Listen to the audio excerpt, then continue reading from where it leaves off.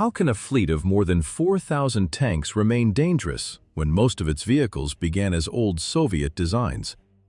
The answer is not in a single inventory number. North Korea fields more than 4,000 tanks, one of the world's largest armored fleets on paper. Long rows of T-54s, T-55s, and their derivatives make up its core. NATO had already judged those designs obsolete before the Berlin Wall fell. Their crews have lost large numbers of them in conflicts over the past 30 years. Yet North Korea did not simply store Soviet vehicles and wait. Its factories have built domestic tanks for more than 4 decades, adding new designs alongside older hulls. Numbers alone still conceal the real problem. The expected battlefield terrain makes a simple comparison of tank totals misleading. A tank force can be old, numerous, and locally sustained at once. Its foundation remains the T-54, the T-55, and their derivatives. That foundation faced its first test on June 25, 1950. Before dawn, about 260 T-34-85s crossed the 38th parallel at the head of the Korean People's Army invasion force. South Korea had no tanks. Its American-supplied anti-tank weapons could not stop the armor. The first American response was the M24 Chaffee, a light tank built for reconnaissance. Its 75mm gun could not pierce a T-34's frontal armor at normal combat range. The column kept moving. With no weapon able to break the advance, armor opened the road for the troops behind it. The T-34-85 did not need special qualities in those opening days. Its numbers met an opponent without tanks and without effective anti-tank fire. The 105th Armored Brigade entered Seoul in 3 days. American crews reached Korea within weeks aboard M26 Pershings and M46 Pattons. Their 90mm guns had been intended for German heavy tanks in the Second World War. Against T-34-85s, the earlier advantage disappeared quickly. The tanks that entered Seoul without opposition were now being knocked out as the front stabilized. At the July 1953 armistice, North Korea retained about 1,000 T-34-85s, a few IS-2 heavy tanks, and self-propelled guns. A post-war survey counted 119 tank engagements involving United States Army and Marine units. It confirmed 97 destroyed T-34-85s and listed 18 more as probable losses. The armistice did not restore the tank force. Around 1,000 T-34-85s remained, and Moscow began rebuilding the fleet during the 1960s. North Korea ordered 400 T-54s and 250 T-55s. Deliveries ran from 1967 to 1970. Soviet tanks filled the gaps left by war, but every vehicle tied Pyongyang to Moscow. The army used Soviet designs, waited for Soviet deliveries, and maintained what Moscow provided. Its Air Force and Navy faced the same condition. Kim Il-sung's Juche policy demanded self-reliance. That demand clashed with an army dependent on a foreign patron. Pyongyang turned toward domestic weapons development. Tanks were part of that decision. After the invasion stalled, Pyongyang received the T-62 and turned its hull into a domestic production base. In the mid-1970s, the Soviet Union supplied the tank. It carried a 115mm smoothbore gun. That gun exceeded the 90mm weapons on South Korean M48 Pattons. Seoul now faced a new armor threat. The T-62 also surpassed the older T-54 and T-55 tanks already familiar to North Korean crews. By the late 1970s, North Korean engineers began their own tank project around that Soviet base. The result entered service in 1980. They named it Chonma-ho, the Sky Horse. The name was local, the lineage was not. Chonma-ho kept the T-62 layout, hull, running gear, and main gun. North Korean factories then altered the armor, engine and fire control equipment without abandoning the original arrangement. Each later variant added changes in stages. Armor improved, engines gained power, and fire control improved with them. Yet every version still showed the limits of the Soviet starting point beneath its altered exterior. More than 1,000 vehicles appeared across all variants, though no exact total is known. Production figures remained concealed. By the mid-1980s, Chonma-ho had become the most capable tank in North Korea's ground forces, ahead of the older T-54s and T-55s that still filled much of the fleet. Even North Korea's strongest tank met the same barriers: rivers, soaked lowlands, and narrow passages between slopes. About 70% of the Korean Peninsula is mountainous terrain. The northern half contains even more high ground. There are no broad, continuous plains. Mountains fall sharply toward the east coast, leaving only narrow coastal strips beside the sea. Near the Yellow Sea, western lowlands offered the nearest approach to open armored ground. Even there, water divided the routes. The Han River runs through Seoul, while the Imjin River crosses likely invasion routes south of the demilitarized zone. Summer monsoon flooding covers low sections and can stop tracked vehicles before they reach the next road. A route that looked open on a map could become waterlogged ground, then a river crossing, then one narrow road. The few corridors through the mountains could be covered with anti-tank weapons and artillery. One blocked passage could halt an entire column. Korean War battles turned on individual heights such as Heartbreak Ridge, Pork Chop Hill, and the Punch Bowl. Armies fought for hills because the hills controlled the roads below. Armor provided fire support and pushed through gaps only after troops opened a route through the mountains. Once troops opened a route, the next demand came from an approach formed in the 1930s. Press several passes before defenders gather reserves. Soviet patronage carried this approach into the Korean People's Army. The Second World War refined it.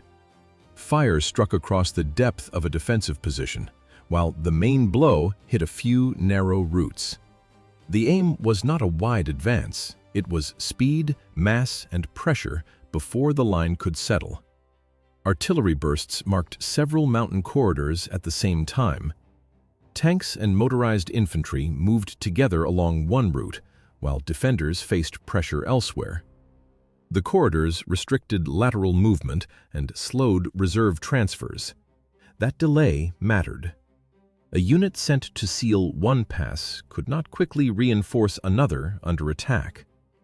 Pyongyang added Chinese ideas of mass assault, momentum, and pressure on defending troops.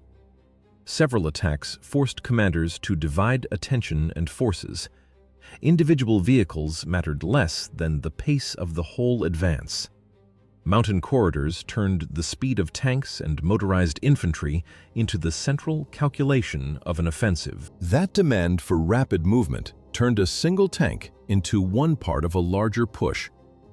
A T-54 was not expected to defeat a K-2 Black Panther alone. It had to join several hundred vehicles entering a mountain pass in the conflict's first hours. Air defenses would still fire. Artillery would still suppress forward positions. The column's target was Seoul. The plan depended on reaching the city before United States reinforcements could arrive on the peninsula. It does not settle whether the attack would succeed. It shows why Pyongyang built this force. The low Soviet tank silhouette shaped the calculation from the start. A smaller target is harder to hit, especially when only its turret rises above a ridge. Chonma-ho tanks and later versions inherited that Soviet layout. They are lower and lighter than Western tanks. Their low hull suits hull-down firing from ridgelines, where mountain ground conceals much of the vehicle. But the column still needed numbers, air defenses, artillery, and a fast route through narrow ground. From the demilitarized zone to Seoul, about 56 kilometers. The route towards Seoul meets a limit that the ridge exposes at once. A North Korean tank reaches the crest, sees a target below, and cannot lower its main gun far enough to fire. The valley stays outside its line of fire. That weakness came with the Soviet-derived design. Its gun rises and drops through a narrower arc than Western counterparts. On Central Europe's flat plains, crews could accept that compromise. The ground gave them level shots. Korea gives them slopes instead. Tanks must engage uphill, then down into valleys from narrow ridgelines. The hull may reach the firing position, yet the gun cannot follow the target. A restricted depression angle leaves the valley target beyond the tank's fire. By the early 1990s, the valley problem had exposed a deeper weakness in North Korea's tank fleet. Chonma-ho was aging. South Korea had already fielded the K-1 with stronger protection, firepower, and fire control. North Korea answered with Pokpung-ho, the Storm Tiger, which appeared in the early 2000s. It carried a 125mm smoothbore gun. Its designers drew on T-72 gun technology, Type 88 fire control concepts, and T-80 suspension features. The tank weighed about 44 tons. Composite armor covered the hull, with optional explosive reactive armor blocks fitted outside it. A laser rangefinder and a basic infrared sight gave the crew better target data. The main gun could also fire anti-tank guided missiles. But new equipment demanded more than a new turret. Quality steel, accurate optics, and reliable electronics had to reach the assembly line. North Korea's economic collapse and famine years had already damaged military production, even while the armed forces received priority resources. Sanctions tightened that shortage. The K-1 had served for more than a decade when Pokpung-ho appeared. South Korea was already developing the K-2 Black Panther. Old T-54s, T-55s, and Chonma-ho tanks still filled most of the fleet. Pokpung-ho improved the weapons and sights, but it could not replace those older vehicles at scale. Analysts estimate that all Pokpung-ho variants totaled between 200 and 500 tanks. With no broad replacement in sight, North Korea displayed a different answer in October 2020. A new tank crossed the parade route. The event marked the 75th anniversary of the Workers' Party of Korea. Western analysts first called it M2020. North Korea later named it Chonma Two. Its long hull carried 7 road wheels on each side, more than earlier North Korean tanks. That extra length created room for a larger turret ring and more equipment inside the vehicle. The parade offered no proof. Angular welded surfaces changed the turret's outline. Explosive reactive armor blocks covered the hull and turret sides. 2 active protection launchers sat on the turret. Each carried 4 defensive munitions. They were intended to stop incoming anti-tank missiles and rocket-propelled grenades before they reached the hull. The main gun was a 125mm smoothbore weapon with an autoloader. The loader's position disappeared from the crew compartment. A 30mm automatic grenade launcher replaced the heavy machine gun seen on earlier designs. These details showed a new layout, not confirmed performance under combat conditions. The parade exposed the hardware, but not its limits. No public evidence showed whether the active protection could intercept real attacks. No public evidence showed whether the fire control equipment met modern standards. Long operations remained another unknown. The autoloader reduced Chonma Two's crew to 3 people. Parade appearances had shown its shape. In July 2023, state media showed Chonma Two firing armor-piercing rounds at targets up to 2,000 meters away. The gun fired. That is all the footage proved. It did not show how many tanks factories had built, or whether crews could keep them running beyond short exercises. Chonma Two returned for parades and drills.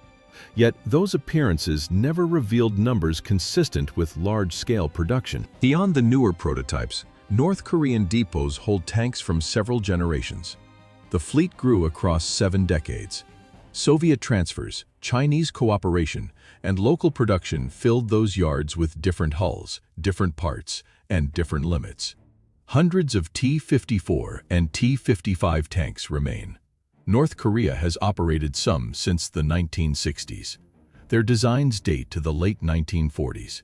Similar tanks suffered severe losses from the Yom Kippur War in 1973 to the war in Ukraine. These vehicles now supply parts. Others wait in reserve.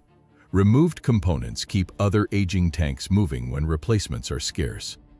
But a major war would change their role. Reserve T-54 and T-55 tanks would almost certainly return to service.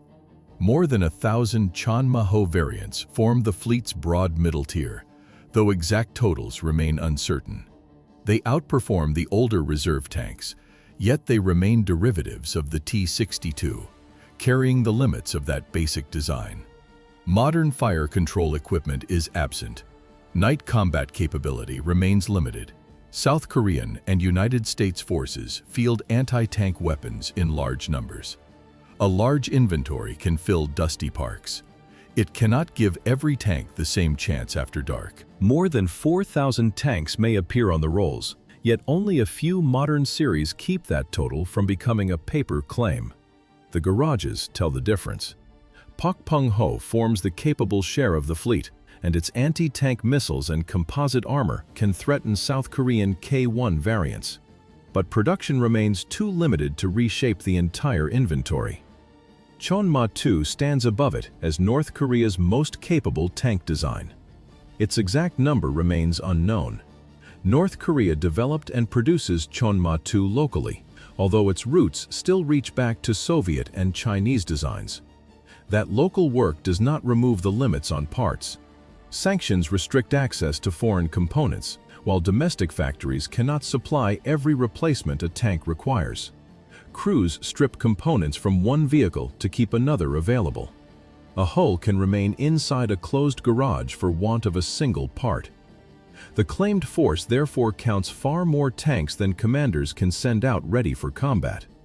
On any day, markedly fewer vehicles will leave those garages than the declared total suggests. South Korea keeps around 2,300 main battle tanks.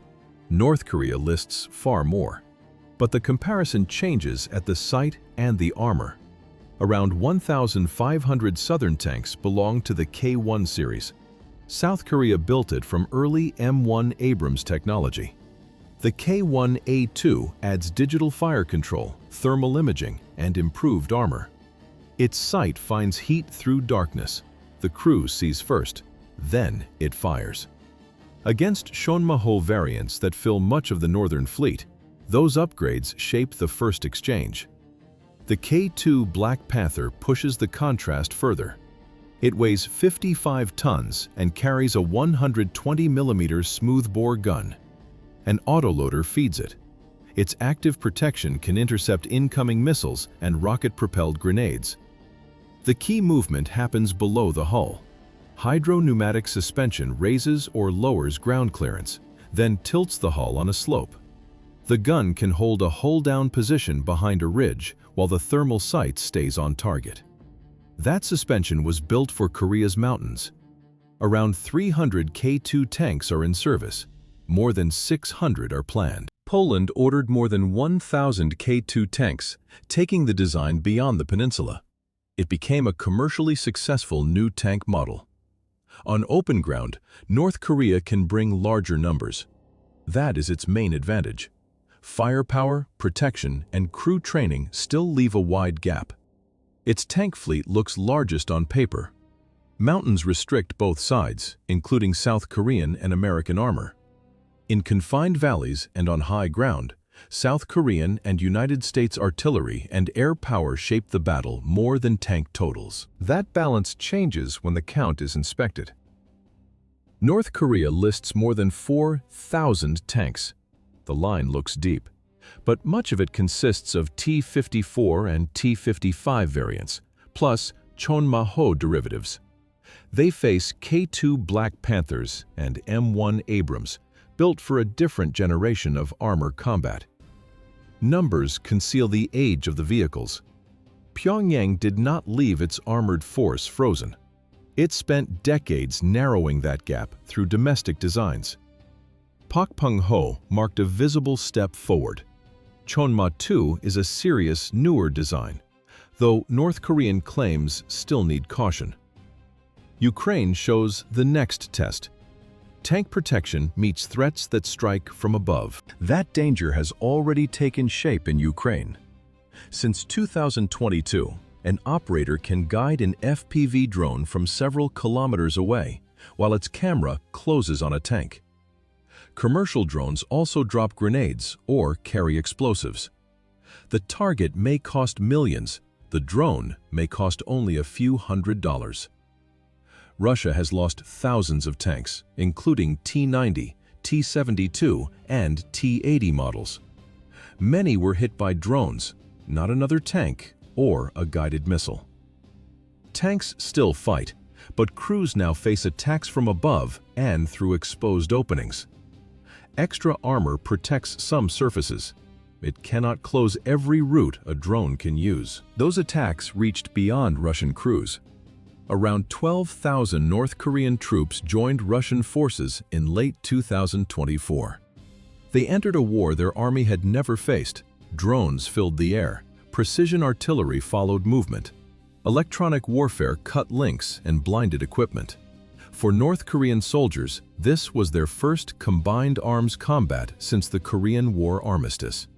Training grounds cannot reproduce it. A drone operator can guide an FPV aircraft from several kilometers away, then strike a tank through an exposed route. The Korean People's Army now has men who saw that threat at close range. They saw commercial drones drop grenades. They saw explosives delivered by cheap aircraft. They saw artillery exploit every signal, pause, and position. Pyongyang is developing its own drone program. Kim Jong-un has stressed unmanned weapons in recent years. But seeing a threat does not build the parts needed to stop it. Sanctions restrict imports. North Korea's electronics industry still struggles to produce advanced equipment at scale. Drones need cameras, control links, batteries, guidance, and protection from jamming. Each weakness remains visible on the battlefield. In a museum in Pyongyang, a T-34 from the 1950s stands under museum lights. It once rolled into Seoul. Now a drone worth a few $100s can destroy armor worth millions. Subscribe, leave a like, and add your view in the comments.